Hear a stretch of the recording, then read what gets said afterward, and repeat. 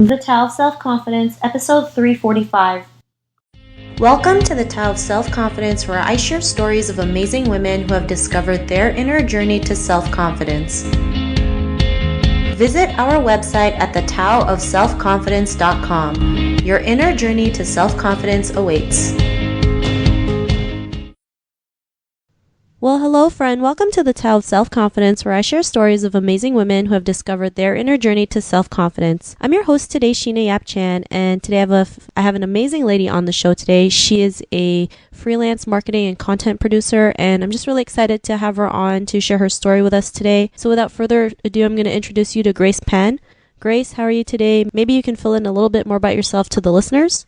Yeah, absolutely. So at the moment, I am a freelance content producer, like you mentioned earlier. And what I do a lot is producing, whether if it's videos or photos for different brands. And then also do event planning and marketing, because that's where I dedicate most of my time to. And it's where my love is for this journey that's always evolving. So happy to connect.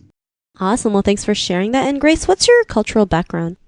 I am Chinese. I'm Mandarin. But 1/16 Vietnamese. Awesome. Well, thanks for sharing that. And what would be your favorite self-confidence quote?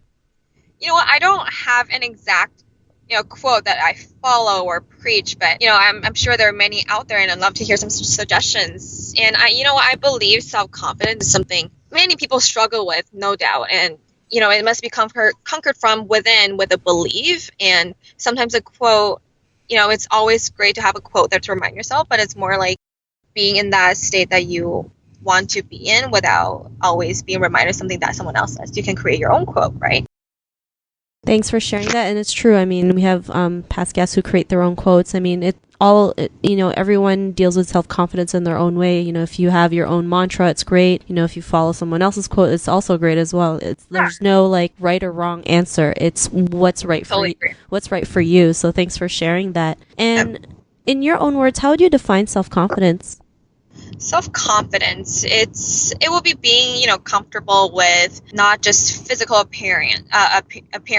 It's got to be, your work, your vision, your relationships with those around you, being confident about what you're really doing and what you're working toward. Because sometimes, people are exploring, doing a lot of different things with their time, and they might not know where they're going, but as long as they're confident that they're learning every day, they're working towards a goal. That's, I think, what matters the most, because a lot of it is mental in terms of self-confidence, and, working toward being happy about it comes after that, because, as you develop your skills, that's when you're more satisfied with yourself.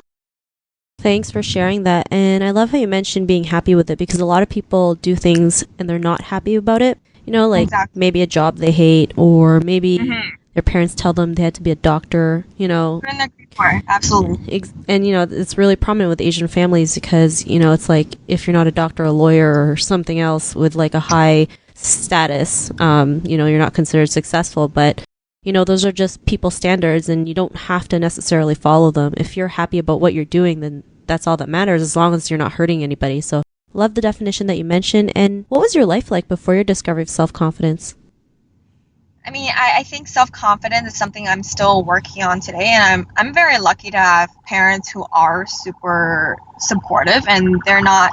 I have many friends, like you mentioned, parents who are very strict, or you got to work towards what they want, but they've been giving me a lot of freedom with what I want to do, which is where I got a lot of my self-confidence from, because I got to explore with what I like and what I can really do. So, for example, filming, that I started, in the high school, and they were super supportive about it. And that's slowly building, on with my self-confidence and how I feel. And I still rely on a lot of my close friends to remind me that I'm, doing the best I can, because that's most of the time, that's all that it really matters. And caring less about what people think, less about a dislike, an ugly comment, because you have a life, and it's always important to move on.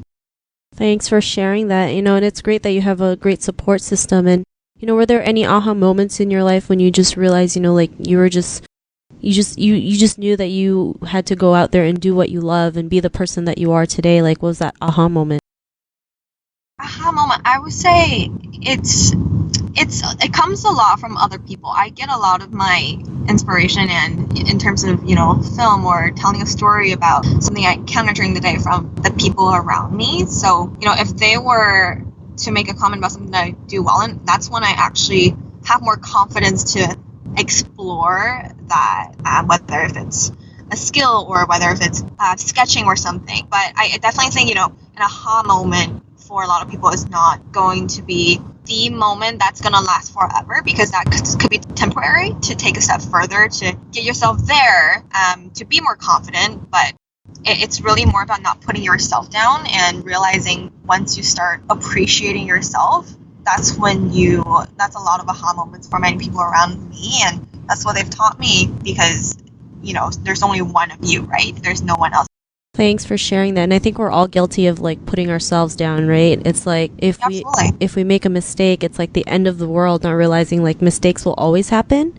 And we just have to learn from them instead of dwelling on it and overanalyzing like, why did we make that one small mistake, when really, just let it go and just keep going. So, I really like that you mentioned that. And because of those realizations, what's your life been like now? It's definitely less stress. I would say I value my own work better. I'm more happy about talking about what I do. I used to be very unconfident, not happy to mention anything, whether it's on Instagram, any of my freelance work. I wouldn't show any of my videos to any people.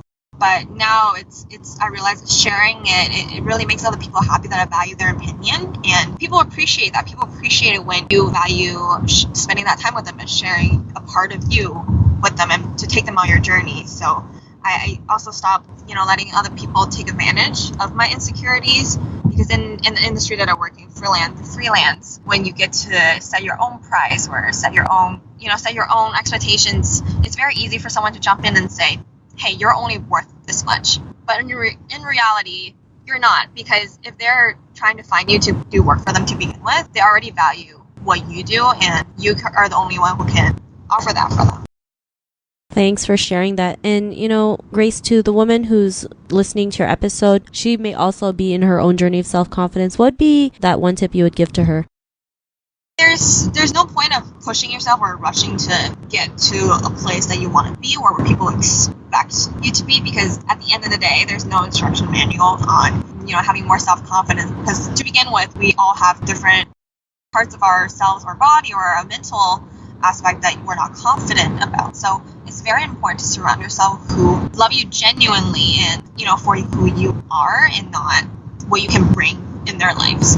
So those are the people who have played such a big role in my life and have really brought me up to a much positive place. And it's a lifetime journey. You have your whole life to take a step a day to appreciate yourself more, appreciate your progress every day, and don't be afraid to put yourself in uncomfortable situations. I used to be so scared of taking the subway alone on my own. This was in high school. I mean, there's always these kids who are taking the subway every day, but I just couldn't. It's so scary being on your own. People are staring at you. But I decided to push myself and put myself in that uncomfortable situation, which it helped me grow. It helped me with my process with becoming a more confident woman, because I feel proud of myself for being the confident person alone on the subway now, and sharing about your story, sharing about your progress with other people, hearing it in your own voice really helps as well.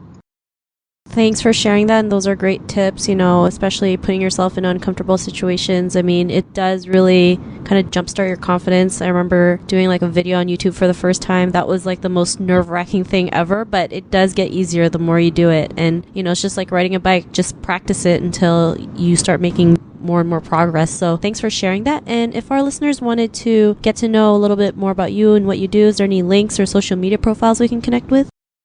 Yeah, feel free to check me out on Instagram with the handle phone.eats.first. Thanks for sharing that. And to our listeners, if you want to connect with Grace, you can also head on over to thetaoofselfconfidence.com and search for Grace's name. Her show notes will pop up along with everything else we talked about. And I just want to thank Grace for taking the time to share her story and tips with us on self-confidence. So thank you so much. Oh, thank you, Sheena. Thanks for having me. I'm thrilled. Not a problem. It was an honor having you on the show. And to our listeners, be on the lookout for another new episode of another amazing woman's journey to self-confidence. And we'll talk to you soon. Bye for now.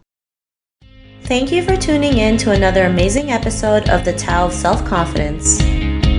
Want to learn how you can use podcasting to market your business? Download your free report by visiting our website at thetaoofselfconfidence.com. Your inner journey to self-confidence awaits.